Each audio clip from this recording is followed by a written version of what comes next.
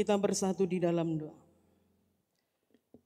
Damai sejahtera dari Allah Bapa yang melampaui segala akal, itulah yang memelihara hati dan pikiran dari saudara sekalian di dalam Kristus Yesus Tuhan kita. Amin. Firman Tuhan yang menjadi khotbah pada malam hari ini di Natal kita tertulis di dalam Ibrani pasal yang pertama, ayat yang kelima sampai ayatnya yang ke-12. Demikian firman Tuhan, kami akan membacakannya untuk kita seluruhnya. Karena kepada siapakah di antara malaikat-malaikat itu pernah ia katakan, "Anakku engkau telah kuperanakkan pada hari ini, dan aku akan menjadi bapanya, dan ia akan menjadi anakku." Dan ketika ia membawa pula anaknya yang sulung ke dunia, ia berkata, "Semua malaikat Allah harus menyembah dia." Dan tentang malaikat-malaikat ia berkata, "Yang membuat malaikat-malaikatnya menjadi badai, dan pelayan-pelayannya menjadi nyala api."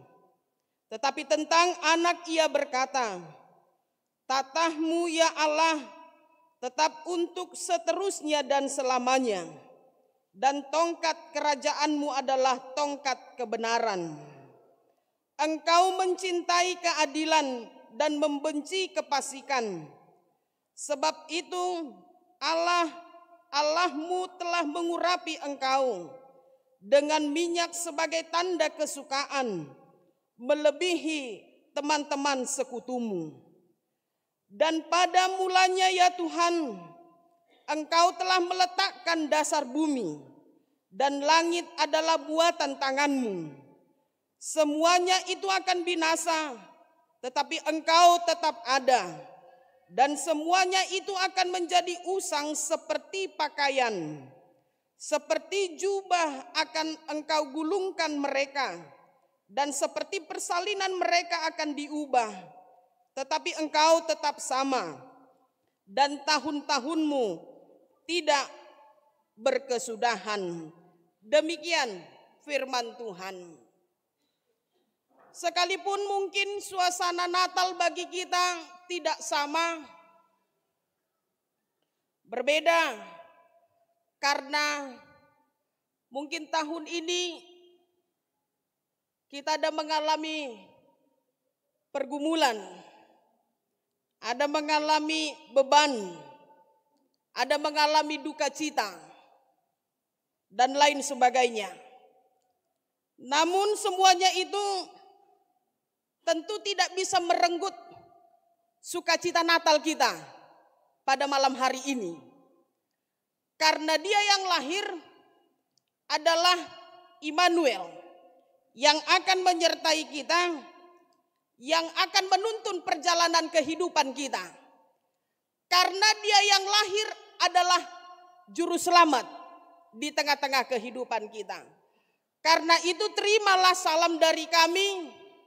Selamat Hari Natal untuk kita seluruhnya. Dan tidak cukup kami yang mengatakan kepada Bapak, Ibu, Saudara yang boleh hadir pada malam hari ini, tetapi marilah kita memberikan salam antara yang satu dengan yang lain. Kanan kiri kita, muka belakang kita, mungkin belum salaman kita tadi.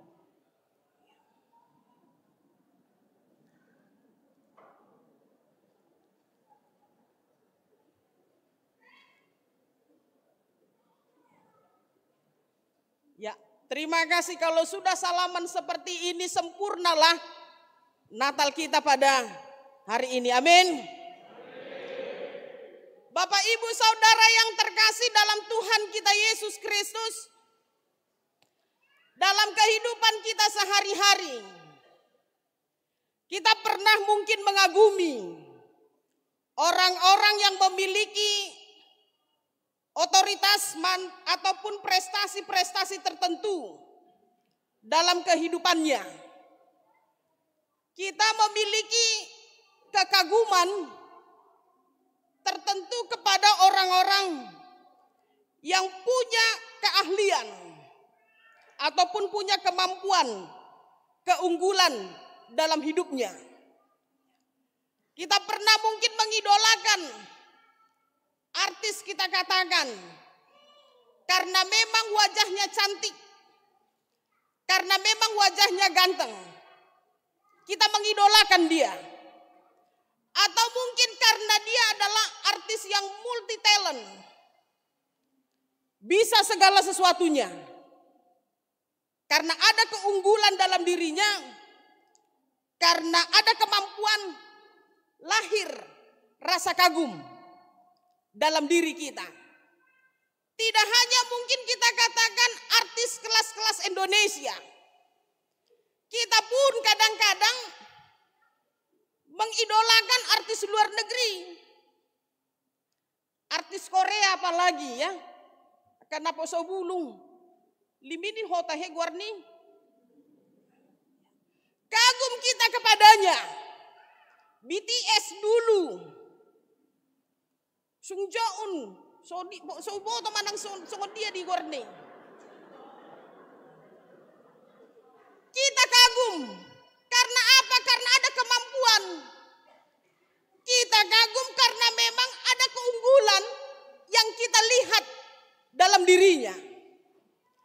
Kalau dulu zaman saya di era tahun 80-an, kalau sudah mengidolakan seorang artis, saya katakan, kalau tahun 80-an artis yang paling diidolakan, saya kurang tahu ya, apakah kita pernah mengingatnya. Rian Hidayat, Nike Ardila, Katon Bagaskara. Kalau sudah ini yang kita idolakan, masa-masa tahun 80-an, ikon dituhor maun poster naon. Gambarnya, terus ditempellah ini di dinding-dinding kamar. Itu dulu, kalau memang kita mengidolakan seseorang, pasti gambarnya ditempelkan, bukan lagi gambar orang tuamu. Gambar artis itu yang kita tempelkan. Itu dulu, tahun 80-an.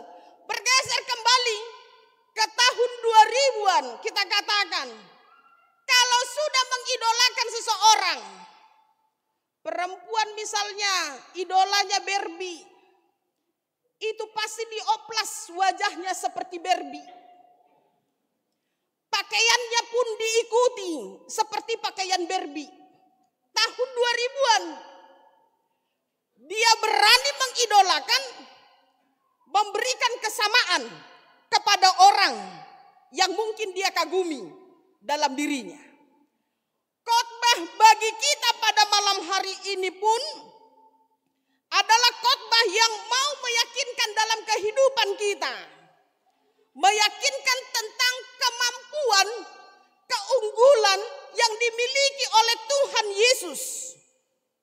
Jadi ada keistimewaan Tuhan Yesus yang sangat-sangat diidolakan dalam kehidupan kita. Inilah yang dituliskan melalui surat Ibrani.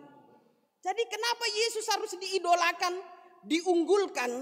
Kenapa Yesus harus diistimewakan pada waktu itu? Karena memang kalau secara kilas balik dari latar belakang nas ini, surat Ibrani ini sebenarnya dituliskan untuk orang Kristen Yahudi pada saat itu yang sudah berserak, yang mengalami penganiayaan. Mereka mengalami penindasan oleh karena penguasa-penguasa Romawi yang menindas kehidupan mereka. Karena penganiayaan yang mereka alami inilah yang membuat mereka hilang harapan. Karena penganiayaan yang mereka alami inilah sampai pada akhirnya terlalu merasakan kesakitan dalam hidupnya. Akhirnya mereka meninggalkan iman mereka, berbalik, tidak lagi setia kepada ajaran kekristenan itu, tetapi mereka kembali kepada ajaran mereka yang lama, agama Yahudi.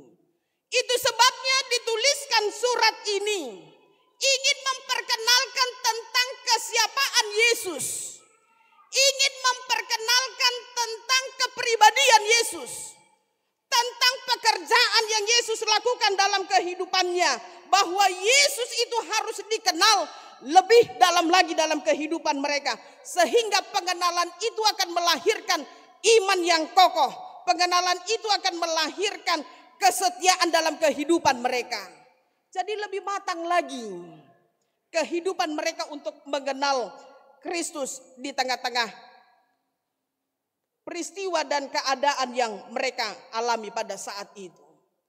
Untuk itulah di sini penulis Ibrani mendaftarkan dan coba menuliskan semua keunggulan dan otoritas, mendaftarkan semua kekuasaan apa yang dimiliki oleh Tuhan Yesus, keunggulan dan keistimewaan yang ada dalam diri Tuhan Yesus yang tidak sama dengan tokoh-tokoh yang ada, tokoh-tokoh yang akan datang dalam kehidupan mereka.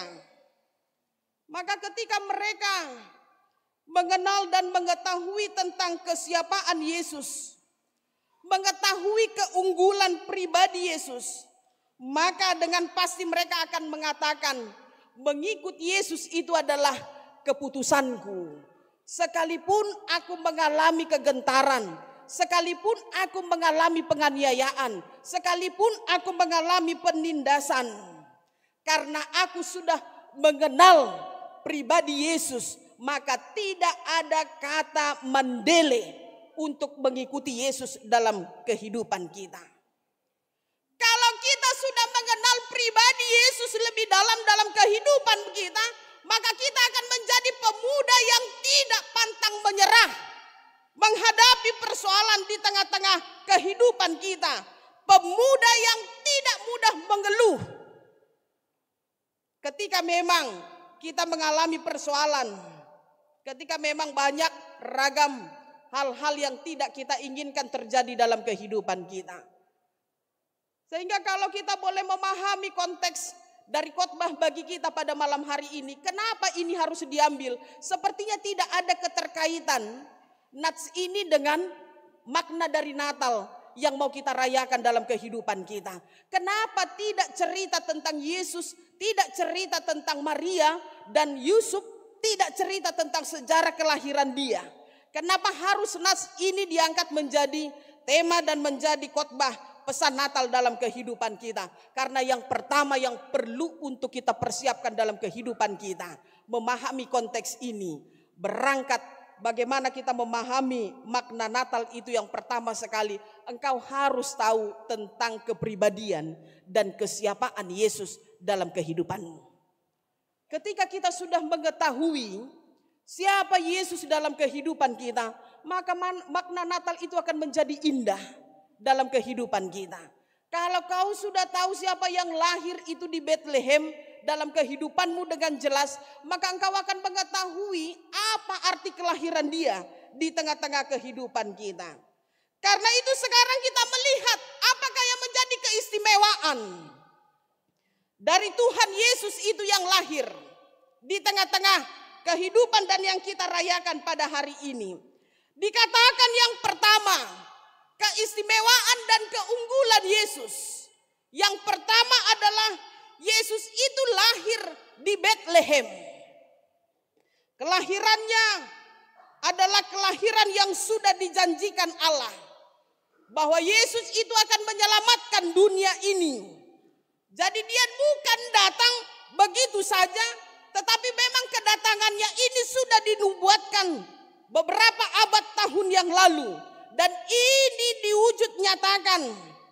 Dan ini dinyatakan dalam kehidupan kita, bahwasannya kedatangannya, kelahirannya akan memberikan sukacita yang penuh dalam kehidupan kita. Itu yang pertama. Dia yang lahir, dia lahir di kandang, dia lahir di kota Bethlehem, kota yang tidak diperhitungkan oleh banyak orang, kota yang tidak dikenal, kota yang biasa-biasa saja bagi orang, tetapi ternyata dari kota yang tidak dikenal, yang tidak diperhitungkan, hal yang biasa bagi banyak orang, ternyata di situ ada sukacita yang besar. Di situ lahir Sang Juru Selamat yang membawa sukacita dalam kehidupan kita manusia. Yang kedua mau dikatakan keunggulan dari Yesus yang lahir dalam kehidupan kita untuk meyakinkan mereka dan kita tentang kemesiasannya. Bahwasannya penulis Ibrani ini menunjukkan dalam kehidupan kita jabatan dan tanggung jawab Yesus yang lahir itu adalah dia adalah anak Allah. Jadi ini adalah hasil juga kutipan dari kisah tentang pembaptisan Yesus. Ketika Yohanes membaptis Yesus di sungai Yordan, terdengar suara dari sorga yang mengatakan, inilah anakku yang kukasihi, kepadanya lah aku berkenan. Jadi itu untuk meyakinkan dalam kehidupan kita bahwa Yesus adalah Allah sendiri. Jadi Yesus bukan mengklaim dirinya bahwa dia adalah anak Allah, tetapi Allah sendirilah yang menyatakan bahwa Yesus adalah anak Allah.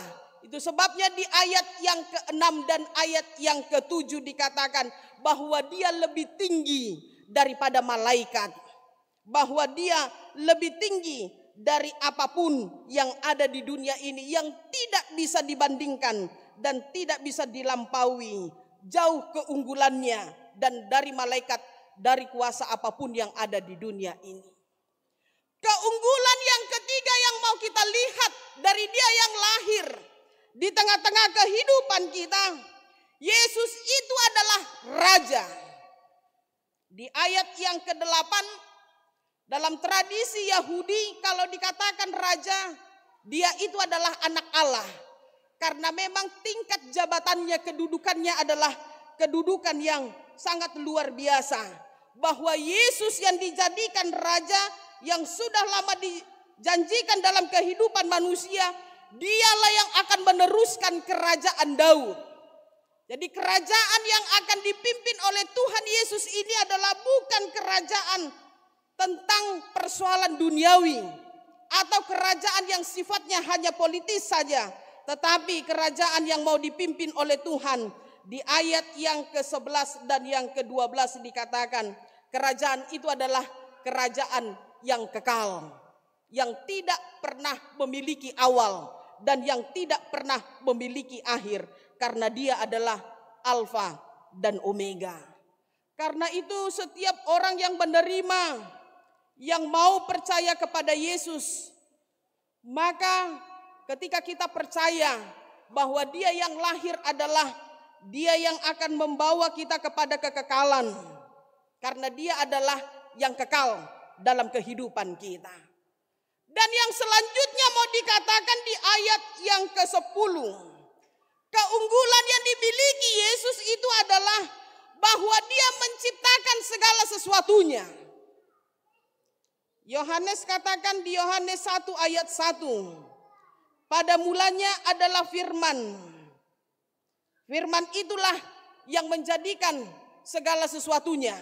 Dan firman itulah yang menjadi daging, berinkarnasi, menjadi manusia. Dan itu adalah Yesus Kristus itu sendiri. Dia yang lahir di Bethlehem, yang kita peringati kelahirannya melalui peristiwa Natal pada malam hari ini. Dan itulah yang menjadi keunggulan, keistimewaan yang tidak terbandingkan dengan kuasa manapun, dengan pribadi apapun yang ada di dunia ini. Dan ini yang harus kita yakinkan dalam kehidupan kita. Supaya memang melalui perayaan Natal ini kita semakin menentukan kualitas iman kita.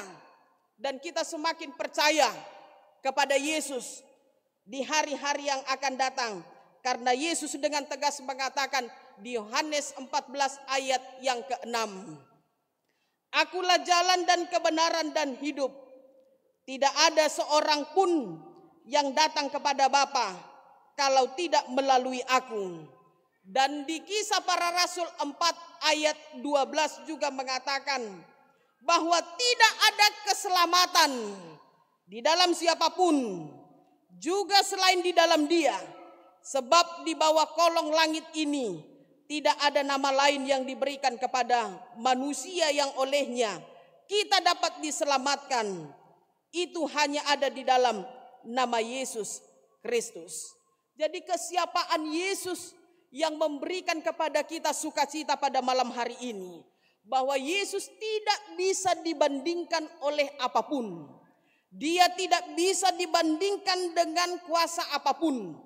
Pribadinya yang kita kenal adalah pribadi yang akan memberikan keselamatan, memberikan damai dalam kehidupan kita.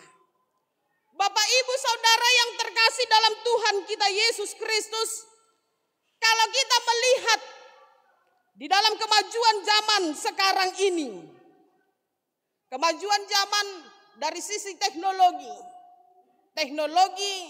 informatik, teknologi kedokteran, kita katakan ini teknologi yang bisa merupakan teknologi yang unggul di tengah-tengah dunia ini. Kemajuan teknologi ini kadang-kadang membawa dampak disrupsi yang hampir semua lini kehidupan dijamah. Semua lini kehidupan ada di dalamnya. Tidak ada lagi yang bisa mempertahankan cara kehidupan yang lama. Karena memang semua tatanan kehidupan kita, sistem itu sudah diperbaharui. Karena itu, kalau dikatakan ada pergeseran dari hal-hal yang lama yang tidak bisa dipertahankan, itulah kemajuan di zaman sekarang. Kemajuan teknologi bisa kita katakan di era digital sekarang. Kemajuan Google, artificial intelligence, ini kadang-kadang membawa kehidupan manusia lebih mengandalkan kemajuan teknologi, bahkan menjadikan Tuhan teknologi ini untuk melakukan segala sesuatunya. Sehingga apa yang terjadi? Kita lupa tentang kesiapaan Yesus dalam kehidupan kita. Karena kita mengandalkan teknologi ini. Karena kita mengandalkan kemampuan dari kemajuan yang ada di tengah-tengah dunia ini. Mungkin kita para perempuan naposo bulung di tempat ini sekarang tidak lagi perlu khawatir karena kemajuan teknologi. Tidak perlu lagi menjaga ataupun merasa takut jika dirinya tidak dianggap menjadi perempuan yang tidak menjadi idaman bagi mertuanya. Karena kenapa? Adang maloi mangalop paina. Bukan menantu idaman itu. Kalau zaman sekarang itu tidak perlu lagi dipersoalkan dalam kehidupan kita. Karena apa? Karena dengan teknologi yang ada, teknologi yang boleh berkembang pada saat ini, yang tidak bisa masak pun sudah bisa masak. Karena apa? Sudah diajari cara-caranya. Jadi tidak perlu lagi khawatir, takut menjadi perempuan ataupun menantu tidak idaman. Karena tidak memiliki kemampuan masak. Kalau sekarang sudah diajar. Jadi tidak perlu takut untuk hal itu. Engkau pasti menjadi perempuan yang diidam-idamkan oleh para mertua. Kalau zaman sekarang pun para perempuan tidak lagi perlu takut karena kemajuan zaman. Tidak mampu memperbaiki segala yang rusak di rumah tangga misalnya. Kalau zaman sekarang tinggal buka Google. Cara bagaimana memperbaiki pipa. Nama lo besonaria keborua. Memperbaiki pipa. Karena apa? Karena ada sarana. Karena ada cara yang diberikan ataupun yang ditunjukkan dalam kehidupan kita. Dang malo bertukang, gabe malo bertukang. Karena apa? Karena kemajuan zaman. Karena memang itulah teknologi yang berkembang pada saat ini. Jadi kemajuan teknologi ini kadang-kadang membuat kita lupa. Membuat kita semakin tidak lagi meletakkan diri kita dan kepercayaan kita kepada Kristus. Karena itu mengenal Kristus dalam kehidupan kita. Ini yang sangat diperlukan di momen Natal. bagi kita pada malam hari ini, bahwa Yesus yang lahir adalah pribadi yang senantiasa memberikan sukacita dalam kehidupan kita. Kelahirannya, kehadirannya akan membawa kita kepada keunggulan-keunggulan, kehebatan-kehebatan yang kita harapkan dalam kehidupan kita. Bapak, Ibu, Saudara yang terkasih dalam Tuhan kita Yesus Kristus, karena itu di Natal kita pada malam hari ini, mari kita jangan ragu untuk percaya kepadanya.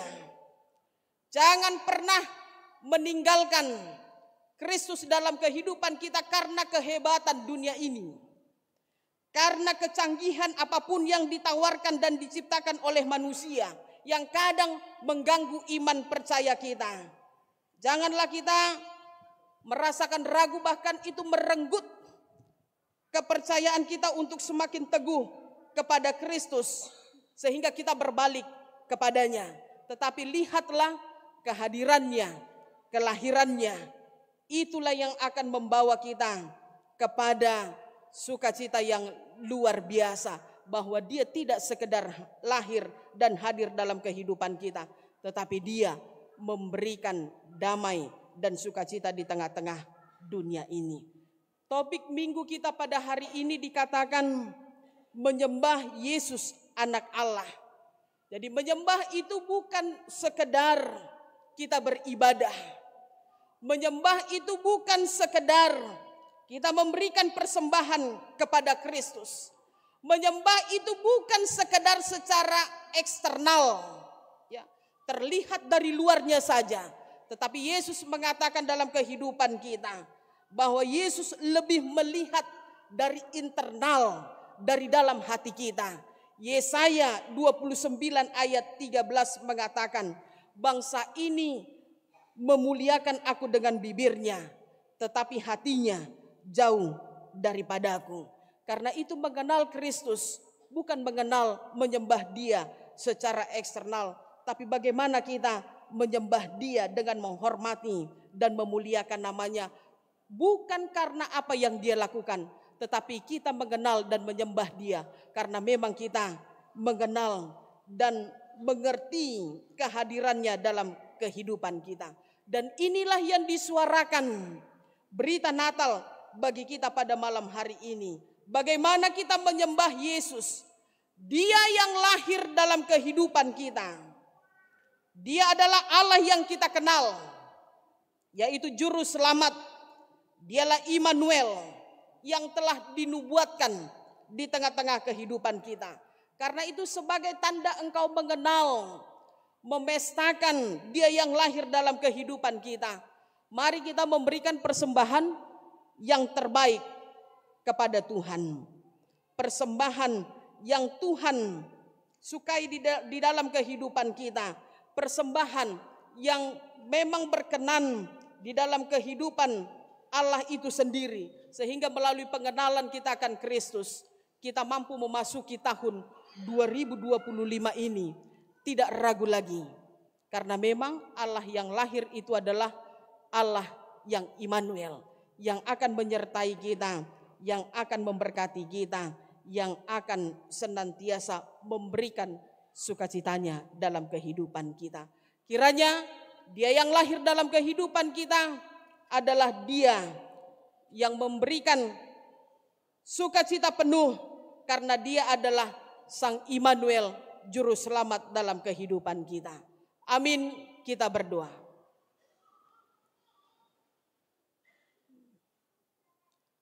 Allah Bapa kami yang bertahta dalam kerajaan sorga,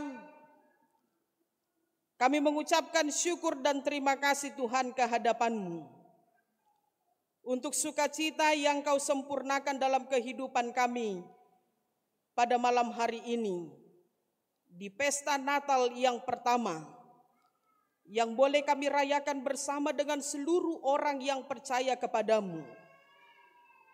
Kami merayakan Engkau yang datang dan lahir dalam kehidupan kami. Engkau adalah Allah dan Juru Selamat di tengah-tengah kehidupan kami. Pada hari ini melalui firman-Mu, kami dikuatkan, dan kami diajari supaya kami semakin mengenal Kristus lebih dalam lagi, supaya kami lebih mengenal Engkau yang lahir dalam kehidupan kami, sehingga melalui pengenalan yang boleh kami peroleh dan yang boleh kami tanamkan dalam kehidupan kami, semakin memperkokoh iman dan pengharapan kami, menantikan kehadiran-Mu di tengah-tengah kehidupan kami. Pengenalan yang kami miliki dalam kehidupan kami memampukan kami untuk menjalani kehidupan kami, untuk melalui perjalanan yang panjang yang masih harus kami lalui dalam kehidupan kami, dan kami melaluinya penuh dengan sukacita, karena pengharapan itu akan Kau berikan dalam kehidupan kami. Terima kasih Tuhan untuk seluruh jemaat-Mu yang boleh hadir pada malam hari ini, di sukacita Natal kami pada malam hari ini.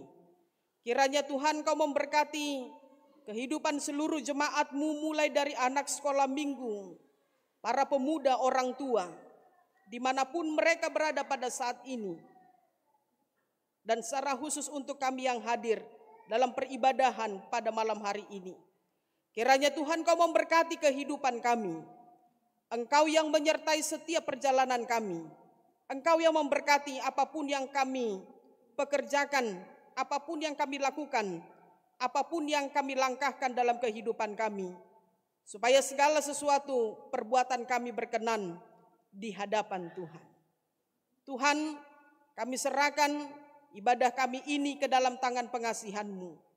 Kiranya sukacita kami boleh dipenuhi dengan kelahiran dan makna Natal yang boleh kami terima pada malam hari ini. Terpujilah Engkau Tuhan di dalam kehidupan kami. Di dalam nama anak-Mu Tuhan Yesus Kristus, kami berdoa dan kami mengucapkan syukur kepadamu. Amin.